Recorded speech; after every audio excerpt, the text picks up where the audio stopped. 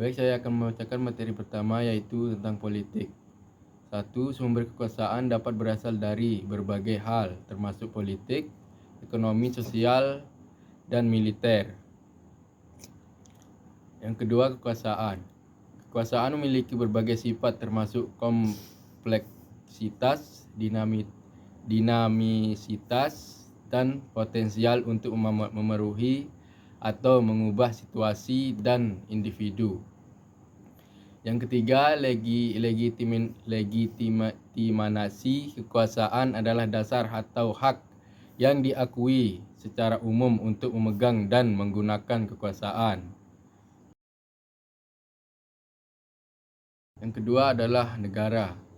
1. Kebebasan berorganisasi merujuk pada hak individu atau kelompok untuk membentuk dan bergabung dalam organisasi sesuai dengan keinginan mereka, baik itu organisasi politik, sosial, atau profesional.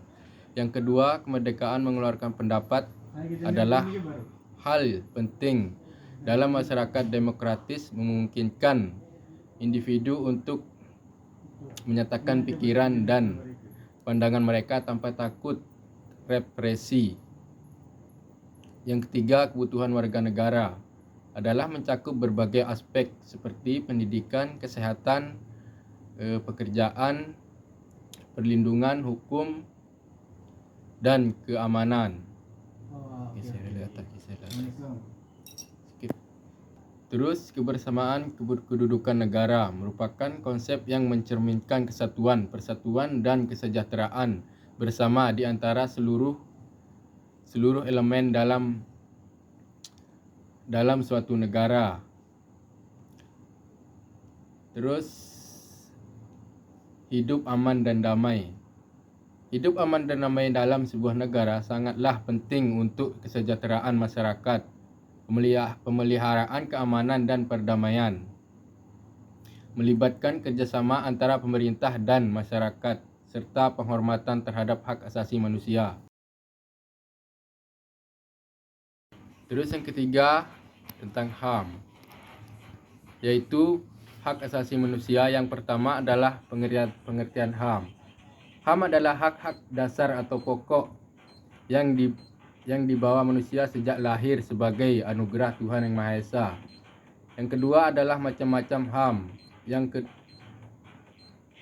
HAM pertama, hak untuk hidup. Yang kedua, tidak disiksa. Yang ketiga adalah kemerdekaan pikiran dan hati nurani. Yang keempat adalah beragama. Yang kelima, tidak diperbudak. Dan yang keenam, tidak dituntut hukum yang berlaku surut.